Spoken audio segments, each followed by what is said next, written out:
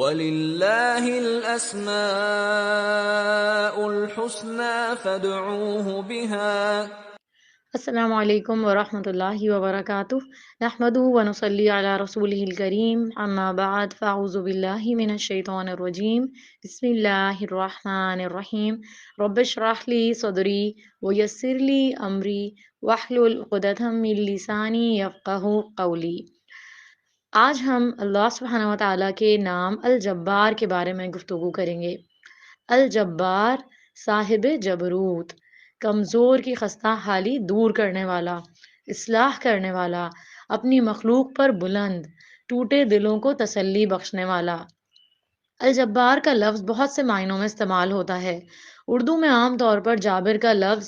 ظالم کے معنوں میں استعمال ہوتا ہے، لیکن عربی زبان میں یہ اس کے برعکس ہے۔ اللہ سبحانہ و تعالیٰ کی یہ صفت ہمیں اس بات کا بھی احساس دلاتی ہے کہ وہ ذات بلند ہونے کے باوجود اپنی مخلوق کی حاجتوں کو بکثرت پورا کرنے کے ساتھ متصف ہے۔ وہ پوری قوت کے ساتھ ان کی اصلاح کر سکتا ہے، بیماروں کو شفا دیتا ہے، خوف کو امن میں بدل دیتا ہے، ناکامی کو کامیابی سے بدل دیتا ہے۔ اللہ سبحانہ و تعالیٰ کی مشیت اور اللہ سبحانہ و تعالیٰ کا حکم اور اس کی مصلحت سب پر غالب ہے۔ اللہ سبحانہ و تعالیٰ جہاں ایک طرف جبروت کا مالک ہے، وہاں دوسری طرف اپنی مخلوق کے لیے بے حد مہربان بھی ہے، رحم فرمانے والا بھی ہے۔ وہ اپنے بندوں کو خود پکارتا ہے رات کے آخری تہائی حصے میں، اور ان سے خود فرماتا ہے کہ ہے کوئی جو مجھ سے دعا کرے تو میں اس کی دعا قبول کروں، ہے کوئی جو مجھ سے مانگے تو اس کو میں عطا کروں، ہے کوئی جو مجھ سے بخشش طلب کرے تو میں اس کو بخش دوں۔ اسی طرح جب کوئی بندہ بیمار ہو جاتا ہے تو اللہ سبحانہ و تعالیٰ اس کو صحت عطا فرماتا ہے۔ رسول اللہ صلی اللہ علیہ وسلم نے فرمایا، اللہ تعالیٰ فرماتا ہے جب میں اپنے مومن بندے کو آزماتا ہوں اور وہ تیمارداری کرنے والوں کے سامنے میرا شکوہ نہیں کرتا، یعنی جو اس کا حال پوچھنے کے لیے آتا ہے اس کے سامنے اپنی تکلیف بہت زیادہ اظہار نہیں کرتا،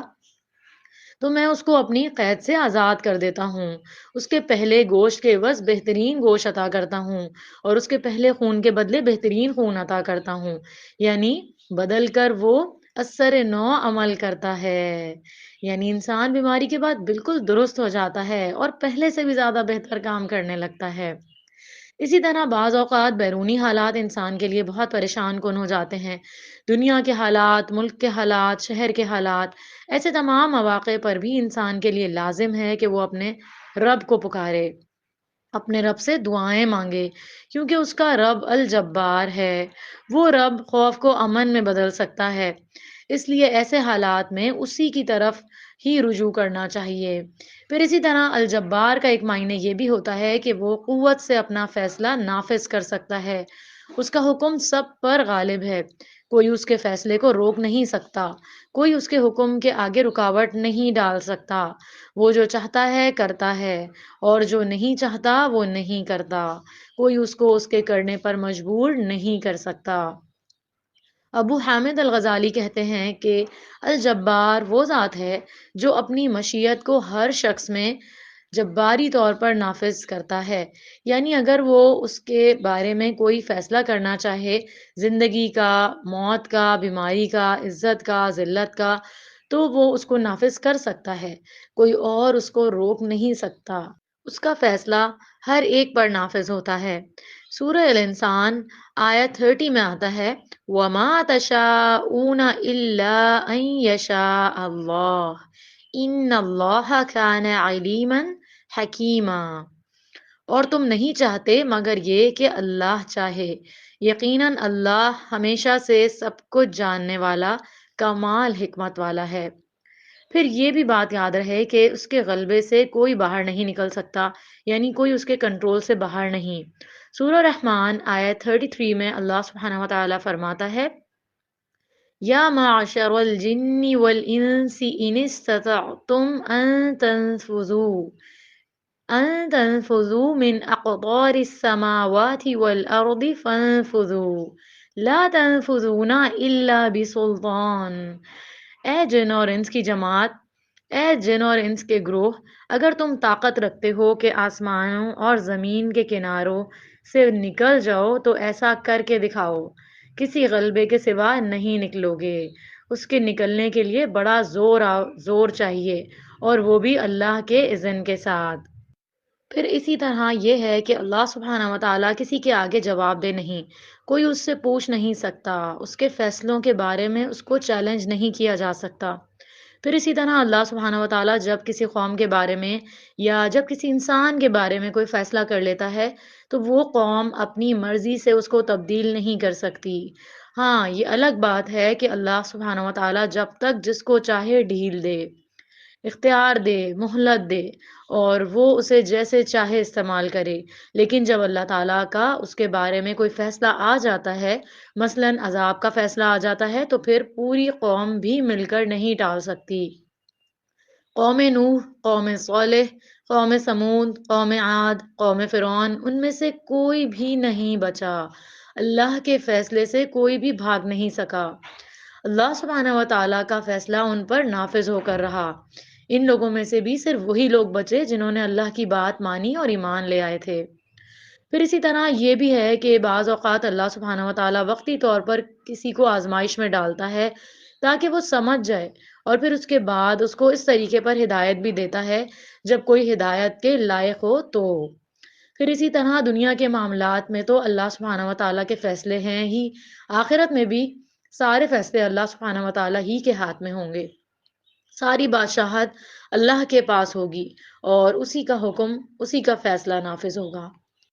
کائنات کے اندر جو تبدیلیاں ہو رہی ہیں، مثلاً ستارے گر رہے ہیں، شہاب ثاقب گرتے ہیں، یا اور بہت سی ایسی چیزیں ہیں کہ جن کے اندر تبدیلیاں دن رات ہوتی رہتی ہیں، رات دن میں بدلتی ہے، دن رات میں بدلتا ہے۔ اسی طرح بارش کا آنا یا نہ آنا، یہ سارے فیصلے اللہ سبحانہ و تعالیٰ کے ہاتھ میں ہیں، اور اسی طرح اس کے عذاب کے فیصلے بھی، پھر قیامت کا فیصلہ بھی، اور قوموں کے عروج اور زوال کا فیصلہ بھی۔ سورہ اعراف آیت 34 میں ہے، وَلِكُلِّ أُمَّةٍ أَجَلٌ فَإِذَا جَاءَ أَجَلُهُمْ لَا يَسْتَأْخِرُونَ سَاعَةً وَلَا يَسْتَقْدِمُونَ، اور ہر امت کے لیے ایک مقررہ وقت ہے، پھر جب ان کا وقت آ جاتا ہے تو وہ ایک گھڑی نہ پیچھے ہوتے ہیں اور نہ آگے ہوتے ہیں۔ اللہ سبحانہ و تعالیٰ نے انسان کو عمل کرنے کا اختیار دیا ہے، اسی لیے جب انسان کو جنت میں بھیجا جائے گا اور انہیں پکارا جائے گا کہ وَنُودُوا أَن تِلْكُمُ الْجَنَّةُ أُورِثْتُمُوهَا بِمَا كُنتُمْ تَعْمَلُونَ۔ سورہ اعراف آیت 43 ترجمہ، انہیں آواز دی جائے گی، یہی وہ جنت ہے جس کے تم وارث بنائے گئے ہو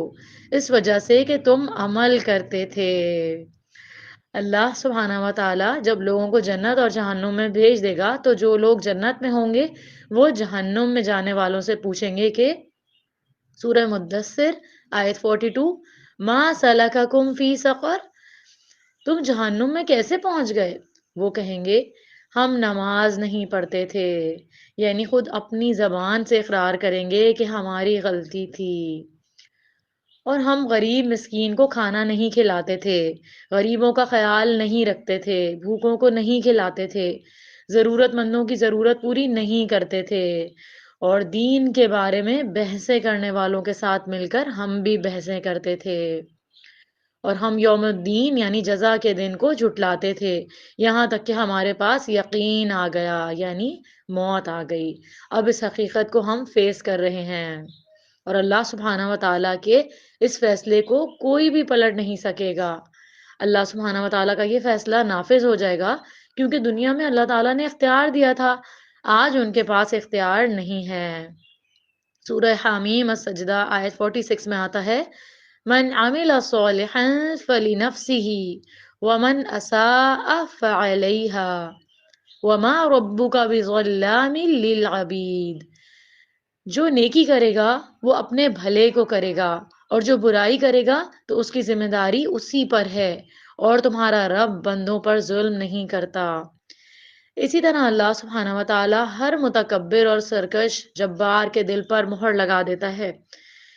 جب انسان ضد میں آ کر ہٹ درمی کا شکار ہو جاتا ہے، اللہ سبحانہ و تعالیٰ کے فیصلوں کے بارے میں ناپسندیدگی کا اظہار کرتا ہے یا اس کی کتاب کے بارے میں ایسی حرکت کرتا ہے، تو پھر اللہ تعالیٰ اس کا دل سخت کر دیتا ہے اور اس کو ہدایت کی توفیق بھی نہیں دیتا۔ ہمیں اللہ کے اس نام کے ساتھ اللہ تعالیٰ کو پکارنا بھی چاہیے کہ یا جبار، اے وہ جس کے پاس ساری عظمت اور بلندی ہے، جس کے فیصلے ہر طرح سے نافذ ہو سکتے ہیں، جو سب کچھ کرنے پر قادر ہے، تو ہماری مدد فرما، ہماری کمیوں کو دور کر دے۔ ہم اپنی کمزوری کی وجہ سے کسی چیز کو نہیں پا سکتے، لیکن تیرے لیے کوئی بھی چیز مشکل نہیں۔ جب انسان اس کو پکارتا ہے تو واقعی اس کی مدد آتی ہے۔ الجبار کا ایک معنی اصلاح کرنے والا بھی ہے، تو اس کے بارے میں نبی کریم صلی اللہ علیہ وسلم نے ہمیں ایک دعا بھی سکھائی ہے۔ اللہم اصلح لی دینی الذی هو عصمت امری واصلح لی دنیای التي فیہا معاشی واصلح لی آخرتی التي فیہا معادی واجعل الحیاة زیادة لی فی کل خیر واجعل الموت راحة لی من کل شر۔ اے اللہ، میرے دین کو درست کر دے جو میرے معاملات کا محافظ ہے، میری دنیا کو درست کر دے جس میں میرا رزق ہے، میری آخرت کو درست کر دے جس میں مجھے لوٹنا ہے، میری زندگی کو ہر بھلائی میں میرے لیے زیادتی کا باعث بنا۔ جب تک میں زندہ ہوں میرے لیے خیر میں اضافہ ہی اضافہ فرماتا جا، اور موت کو میرے لیے ہر شر سے راحت کا ذریعہ بنا دے۔ اسی طرح بچوں کی اصلاح کی فکر کرنی چاہیے، ان کے لیے بھی یہی دعا کرنی چاہیے۔ سورہ احقاف آیت 15 میں ہے، ربی اوزعنی ان اشکر نعمتک التی انعمت علی وعلی والدی وان اعمل صالحا ترضاہ واصلح لی فی ذریتی انی تبت الیک وانی من المسلمین۔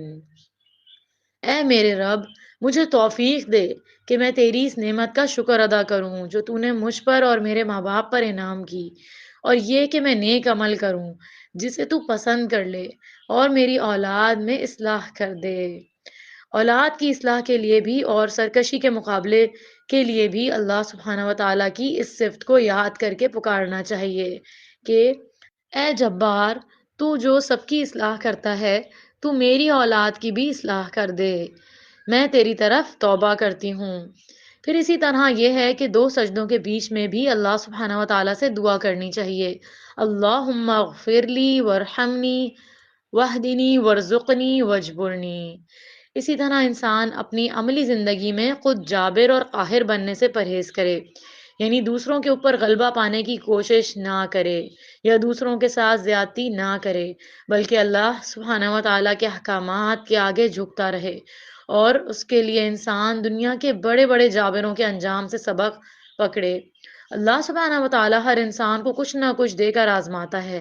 بعض اوقات اس کو سوچنے کی قوت دیتا ہے، کبھی بولنے کی دیتا ہے، کبھی لکھنے کی دیتا ہے، کبھی مال کی قوت دیتا ہے، کبھی اولاد سے قوت دیتا ہے، تو جو بھی نعمت ہوتی ہے وہ انسان کے لیے امتحان بن جاتی ہے۔